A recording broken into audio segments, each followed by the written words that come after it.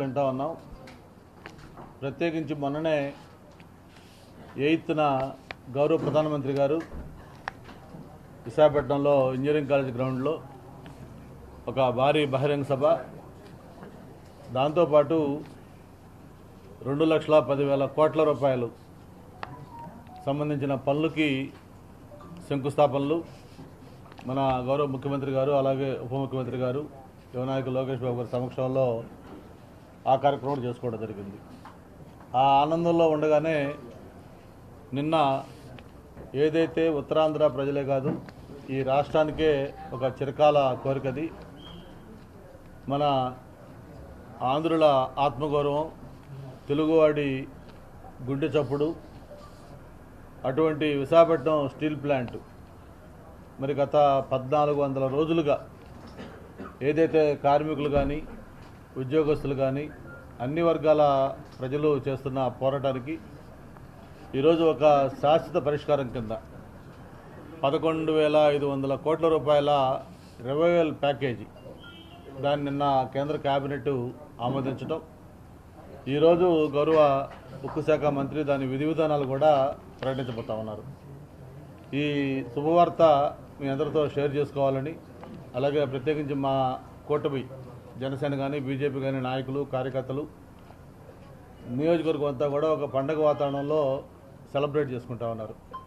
పెద్ద ఎత్తున మా నాయకులందరూ కూడా ఇక్కడికి వచ్చింది ఏంటంటే ఈ మంచి వార్తని సెలబ్రేట్ చేసుకోవాలి, అందరూ క్రాకర్స్ అయి కాల్చి ఈ ఆనందం పంచుకోవాలనే ఉద్దేశంతో ఇక్కడ రావడం జరిగింది. మరి వచ్చిన వాళ్ళందరూ కూడా మనస్ఫూర్తిగా ధన్యవాదాలు తెలియజేసుకుంటూ, ఒక్కసారి విశాఖపట్నం స్టీల్ ప్లాంట్ మనందరం కూడా చూస్తూ ఉన్నాం. విశాఖపట్నం ముఖ చిత్రాన్ని మార్చిన పరిశ్రమ అది. మామూలుగా పరిశ్రమలు అంటే ఏదో కేంద్ర ప్రభుత్వం కానీ, లేకపోతే ఏదైనా కొన్ని పోరాటాల ఫలితంతో, లేదు కొన్ని కోటాలు, అంటే పలాని సౌత్లో ఒక ఇండస్ట్రీ పెట్టాలనుకుంటే ఎక్కడ పెట్టాలి ఏంటి, లేదు నార్త్లో పెట్టాలంటే ఎక్కడ పెట్టాలి ఏంటి, ఈ స్టీల్ ఇండస్ట్రీ ఎక్కడ పెడితే, లేకపోతే ఇంకొక పెట్రోలియం ఇంకో చోట పెట్టుకొని ఇట్లాగా కోటాల కింద ఆ ఇండస్ట్రీలు అలకేట్ చేస్తూ ఉంటారు. కానీ వీటన్నిటికంటే భిన్నమైన నేపథ్యంలో విశాఖపట్నం స్టీల్ ప్లాంట్ మనకు వచ్చింది. మామూలుగా ఏదైనా పరిశ్రమ వస్తూ ఉంటే ప్రజలు పొల్యూషనో, లేకపోతే అక్కడ వాళ్ళకి భూములు పోతాయనో, లేదు వేరే ఇబ్బందులు వస్తాయనో పరిశ్రమలకు వ్యతిరేకంగా పబ్లిక్ హియరింగ్లో కానీ, వాటికి వామపక్ష సంఘాలు కానీ, లేకపోతే ప్రజా సంఘాలు కానీ పోరాటాలు చేస్తాయి వ్యతిరేకంగా. అటువంటి దానికి భిన్నంగా ఈ స్టీల్ ప్లాంట్ మాకు కావాలి అని చెప్పి ప్రజలు పోరాటం చేసిన ఏకైక పరిశ్రమ విశాఖపట్నం స్టీల్ ప్లాంట్. రాజకీయాలకు అతీతంగా, పార్టీలకు అతీతంగా ఆ రోజు ఎంతోమంది ఎంపీలు సౌత్ ఇండియాలోని, మనకు ఆంధ్ర రాష్ట్రమే కాదు, తమిళనాడు, కర్ణాటక సంబంధించిన, ఒరిస్సా సంబంధించిన ఎంపీలు కూడా ఆ రోజు విశాఖపట్నం స్టీల్ ప్లాంట్ కోసం రాజీనామాలు కూడా చేయడం జరిగింది.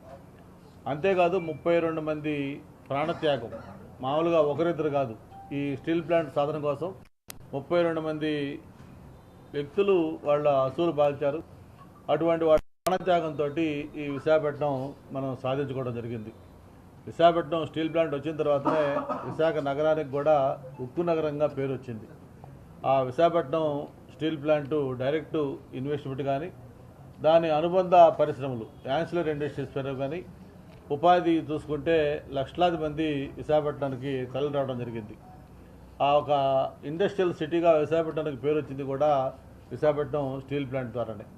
అటువంటి విశాఖపట్నం స్టీల్ ప్లాంటు నుంచి కూడా మంచి క్వాలిటీ స్టీల్, ప్రపంచంలోనే ఒక మంచి నాణ్యతకు పేరుగా విశాఖపట్నం స్టీల్ ప్లాంట్ ఎప్పుడు కూడా ముందుండేది. అటువంటి స్టీల్ ప్లాంటు అనేక ఒడిదుడుకులను కూడా ఫేస్ చేయడం జరిగింది. నేను 2004 అప్పుడు పార్లమెంట్ సభ్యుడిగా ఉన్నప్పుడు గౌరవ వాజ్పేయి గారు ప్రధానమంత్రిగా ఉన్నారు. ఆ సమయంలో కూడా స్టీల్ ప్లాంట్